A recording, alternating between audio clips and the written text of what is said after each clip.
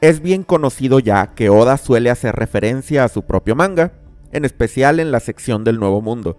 Podemos ver escenas y momentos que hacen alusión a eventos pasados y construyen sobre ellos. Cada arco del Nuevo Mundo conecta temáticamente con alguno del paraíso y Egghead no es la excepción. Curiosamente, este arco tiene muchísimas referencias a toda la saga de Marineford, desde Shabondi principalmente, pasando por Impel Down y hasta la guerra misma. En este video voy a enlistar, por lo tanto, todos los paralelismos que pude encontrar presentes en el arco de Egghead hasta el momento. Por supuesto, habrá información reciente del manga aquí, así que voy a dar el aviso de spoiler para quienes no van al corriente con el manga. Vamos a comenzar. El arco inicia con elementos muy similares a los que vimos en Shabondi, y el primero viene de la conversación que tienen los Sombrero de Paja al inicio.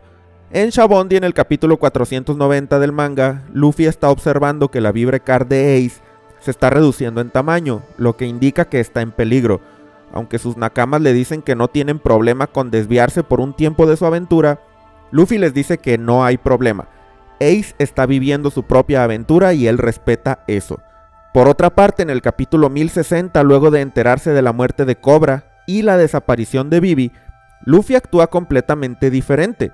Él es el que dice insistentemente que quiere ir a Arabasta o incluso a Marilloa si es necesario, pero Zoro lo detiene. Le recuerda precisamente su actitud cuando sucedió lo de Ace y le menciona que Vivi es una mujer fuerte, que tiene sus propios recursos para salir adelante. Si realmente ellos se enteran que necesita ayuda, entonces sin dudarlo irán en su rescate. Me parece interesante que quizá Luffy actuó así con Vivi, pues luego de la muerte de Ace, tal vez sienta algo de culpa o piense que debió haber acudido en su auxilio desde el momento que vio la Vibre Card disminuir. Es difícil saber qué pasa por la cabeza de Luffy, pero es interesante contrastar ambas escenas. Otro pequeño detalle interesante del inicio de ambos arcos es que tienen dos elementos bastante similares. En Shabondi, al llegar a la Red Line, utilizan el Shark Submerge 3, un submarino con forma de tiburón, para inspeccionar las profundidades y ver si hay alguna pista. En el proceso se encuentran con una bestia marina y al golpearla rescatan a la sirena Keimi, que había sido tragada junto con Papagu. Al inicio de Egghead también tenemos un tiburón mecanizado, también con un número 3 grabado en su superficie, y un rescate, pero en un contexto distinto. El tiburón es un cyborg creado por Vegapunk para proteger las aguas cercanas a Egghead, con la misión de encontrar barcos que puedan saquear. Al mismo tiempo que los Sombrero de Paja se enfrentan a esta amenaza, una enorme corriente ascendente aparece, con Bonnie dentro de ella, la cual es rescatada por los Mugiwara. La entrada de Luffy a Egghead en el capítulo 1062 del manga recuerda bastante al momento en el que él llega a Shabondi Park en el capítulo 499, maravillándose de todo a su alrededor, comiendo todo lo que le es posible y demás. Cabe mencionar que Luffy recorre tanto Egghead como Shabondi en compañía de la persona que rescató al principio del arco, es decir, Bonnie o Keimi. En el capítulo 1069, Luffy se enfrenta a Rob Lucci, ambos en su forma despertada, y lanzan un ataque donde sus puños chocan, de manera muy similar a lo que vimos en su enfrentamiento del capítulo 409 en el arco de Enies Lobby. Además de la escena principal, tenemos 3 viñetas donde vemos el rostro de ambos y el choque de los puños. La diferencia es que en aquel combate de Enies Lobby, Lucci tenía la ventaja de poder y Luffy estaba batallando mucho para mantener el ritmo, mientras ahora con el Gear 5th se ve completamente relajado y es Lucci a quien se le complica estar a la altura, lo que nos muestra el gran crecimiento que el protagonista ha tenido en estos últimos años. Una analogía temática interesante viene de la línea argumental de Koby en Hachinosu, si la comparamos con la situación de Luffy en Impel Down. Aquí, Koby debía escapar de la isla de los piratas, mientras era perseguido por muchos de ellos y además para salir de su celda tuvo que apoyarse de Perona, una pirata, lo cual no le enorgullece. A la vez que escapa, Koby decide liberar un montón de prisioneros inocentes que Teach tenía capturados en diferentes celdas de la prisión. Luffy en Impel Down era un caso similar pero temáticamente contrario, un pirata intentando escapar de una cárcel del gobierno y al igual que Koby tuvo que hacer alianzas con personas con las que de otra forma no habría colaborado, pues todos ellos fueron enemigos del pasado. El proceso también involucró liberar a muchos prisioneros, pero estos eran criminales, realizando un escape masivo, solo que en el caso de Luffy esto no fue por heroísmo, sino como un plan de Buggy y Mr. Tree de generar caos para incrementar las probabilidades de escapar.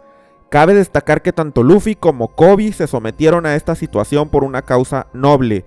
Koby al ofrecerse para evitar que Teach capturara un montón de marines y Luffy por rescatar a su hermano Ace. De la misma manera, la llegada de Garp para rescatar a Koby de Hachinosu tiene mucho parecido temático, pero esta vez con el sacrificio de Barba Blanca en Marineford. Para empezar, ambos aparecen súbitamente en un barco que arriba al lugar de forma inesperada. Mientras Barba Blanca aparece desde las profundidades, en plena bahía, Garp llega volando, presumiblemente impulsado por la fuerza de su puño, y ambos inmediatamente al llegar lanzan un ataque increíblemente poderoso. Luego tenemos que Barba Blanca planeó desde el comienzo rescatar a Ace, quien para él tenía un peso muy importante como futuro rey de los piratas, pero además, y sobre todo, era uno de sus valiosos hijos. Esto fue a costa de su vida, pues él no tenía pensado escapar de Marineford, sino quedarse a contener al enemigo mientras los demás se iban. Con Garp es lo mismo, pues para él Koby representa al futuro de la marina, pero además es su valioso pupilo y a quien aprecia enormemente. De la misma manera, Garp sabía que infiltrarse en Hachinosu no era tarea fácil y que tendría que quedarse a enfrentar a los comandantes titánicos para que Koby pudiera escapar con el resto de los marines. Tanto Barba Blanca como Garp son atravesados en el pecho por una espada durante el conflicto, pero a pesar de eso ambos demuestran tener un poder colosal aún después de recibir una herida así, y curiosamente ambos reciben más tarde otra herida de mucha mayor gravedad que les deja un enorme hueco en el abdomen, ocasionada por el poder de un usuario Logia, a Kainu en el caso de Barba Blanca y a Okiji en el caso de Garp, que dicho sea de paso, ambos son o eran almirantes de la marina. La diferencia central radica en que Garp sí tuvo éxito en el rescate de Koby mientras Ace murió a manos de Akainu, pero además, aunque supimos a ciencia cierta que Barba Blanca murió, la condición de Garp es desconocida por el momento. El final del arco de Shabondi es delimitado por una ominosa frase del narrador en donde nos dice que en ese día la tripulación del sombrero de paja fue completamente derrotada, después de que Kuma los dispersara enviándolos a distintas islas del mundo. De forma muy similar, durante el arco de Egghead el narrador anuncia las aplastantes derrotas tanto de los piratas de Law a manos de Barba Negra como de la tripulación de Kid en su enfrentamiento con Shanks y los gigantes de Elbaf. Por el momento no sabemos si tendremos una frase así durante el desenlace de los eventos de la isla Egghead, donde aún nos queda por determinar qué va a pasar con Luffy y los demás. Y volviendo precisamente a Egghead, los personajes principales involucrados en Shabondi volvieron a reunirse, solamente que en condiciones distintas. Durante este arco vimos a los Sombrero de Paja enfrentar con mucha dificultad a un pacifista, solo para que al derrotarlo apareciera otro. Además estaba Sentomaru ahí y era un rival que probó ser demasiado para el nivel de Luffy y compañía en ese momento de la historia. Y por si fuera poco, el almirante Kizaru aparece y complica aún más las cosas. Kuma también se presenta ante los Mugiwara al final, si bien ellos no sabían sus verdaderas intenciones en el momento. Esto hizo que ese día Luffy quedara completamente abrumado por la diferencia de poder de sus oponentes. En Egghead tenemos también a Sentomaru, Kizaru, pacifistas y al mismo Kuma, pero en condiciones muy distintas, pues ahora Sentomaru estaba de parte de los Mugiwara con el interés de ayudar a Vegapunk a escapar del intento del gobierno mundial de eliminarlo. Así como en Shabondi Sentomaru comandó a los pacifistas, esta vez a los Mark III, pero bajo la orden de apoyar al escape de Vegapunk. Kizaru también hace su aparición de la misma manera como antagonista de los Mugiwara, pero esta vez ellos son mucho más poderosos, por lo que el almirante no es esta figura invencible que parecía ser durante los eventos de hace 2 años. En cambio ahora Luffy puede pelear con él mano a mano e incluso en ocasiones parecería como si a Kizaru es al que le costara llevar el ritmo.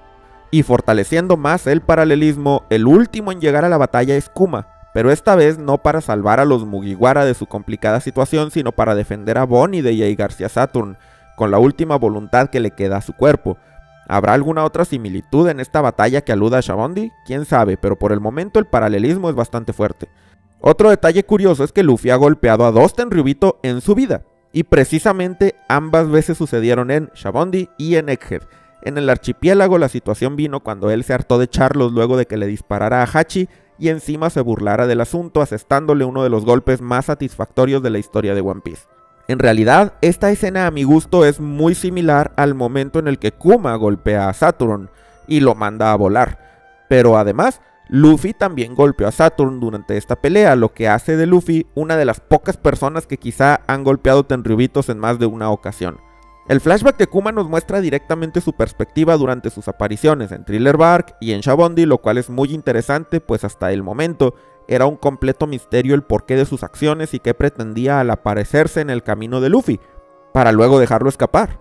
Ahora con el contexto completo, ambos momentos, que ya de por sí eran de los más memorables en One Piece, ganaron mucha más fuerza. La escena de Vegapunk del capítulo 1106 del manga, en donde es atravesado por Saturn luego de enterarse que él programó a los pacifistas para obedecer a Bonnie por encima de todo rango de autoridad, se parece mucho al momento en el que Ace se cruza para salvar a Luffy del ataque de Akainu, que de otra manera habría acabado con su vida. Después de eso tenemos una escena en donde Bonnie sostiene a Vegapunk en una posición extremadamente parecida a la que Luffy tenía tras la muerte de Ace, si bien en este momento el científico aún seguía con vida y le explicaba a Bonnie sobre el dios del sol Nika. Luego de agradecerle a Luffy y a los piratas de Barba Blanca por haberlo apreciado, Ace muere con una sonrisa y de igual manera, al parecer, según sabemos de palabras de Sanji, Vegapunk también murió con una sonrisa. Durante su explicación, Vegapunk menciona que para Nika, una Buster Call no es nada, lo cual vuelve a ser un punto de comparación entre el poder de Luffy en la actualidad comparado con el que tenía durante el arco de Enies Lobby, en donde la Buster Call era una fuerza imparable de la que tuvieron que escapar para poder sobrevivir, y era completamente impensable quedarse a pelear. De hecho, uno de los vicealmirantes que lideraban la Buster Call en ese entonces, Doberman, también está presente en el ataque de Egghead. En el capítulo 1110, luego de la llegada de los del Gorosei transformados en diversos demonios, Júpiter, quien estaba convertido en una bestia nombrada como Sandworm o gusano de arena en español, emerge de la tierra y se traga a Luffy. Pero en ese momento Dory y Brogy llegan a su rescate cortando a Júpiter y liberando a Luffy en el proceso. Esta escena alude al momento en el que Luffy y Dory se conocen en Little Garden, cuando precisamente Luffy fue devorado por un dinosaurio de cuello largo, para que luego el gigante cortara su cuello y así Luffy pudo escapar intacto. Mientras todo esto sucede, Barba Negra parece estar tramando un paso muy importante de su plan, y así como en Impel Down se hizo de nakamas muy poderosos y adquirió la Gura Gura no Mi, no dudemos que esta vez su objetivo va a sacudir al mundo como nunca. Esos son todos los paralelismos que pude encontrar, pero quizá olvidé algunos, así que me encantará leer en los comentarios si tú detectaste más. Agradeceré mucho también tu like si este video te gustó y que te suscribas para que así no te pierdas todos mis videos nuevos sobre One Piece. Para terminar, quiero agradecer a todos los miembros del canal por su apoyo. Ramón Parra, Isaac Buzo, David Ginas, Luis Mira, Iván TR2, Cristian Ledesma Candás, Alejandro González, Kaiser X, Waldo, CH3Z93, Oscar 25, Chofócrates, Jarayuco 1, Bolas 24, Al López, Gibran Villa, David Dionisio, Roberto Sea, Miguigora Ocelot, Soy Dani Barrios, Agustín, Regu2, Eduardo RS, Maineragon, Miguel Pérez, Lucas Núñez, Diego Ahumada, Gonzil, Félix Al, Enrique Molina, Miguel Cuda, Cobb, César Omar, Bacabanana, Lemelamente, Sincro GR, Fiorella Paulini, Fede González, Jessica Pérez, Héctor Mosquiño, Jerónimo Anciolillo, Benjamín Bustos, Jack Gamer, Geoff Kuhn, Gerhard de Tich, Mr. Don Lufito, Brian Kirsinger, Cristian Ignacio Zúñiga, Alejo, Ángel Salazar, Adrián Duarte, Cosas UB, Emi, José Enríquez, Mauricio, Jomano el Humano, Tiago Suárez, Jack Calamidad, Leax Q, Hernán Quintana, Federico Juárez, PX Flanfe, Hanna Hananomi, Pedro Teruel, Sari Aguilar, G06, Jack de Pájaro, Osep Day Yoliday, Día de Pescas. Si quieres aparecer en los agradecimientos y tener acceso anticipado a mis videos, haz clic en el botón de unirse o en el enlace en la descripción. Muchas gracias por quedarte hasta el final y nos vemos en el próximo video.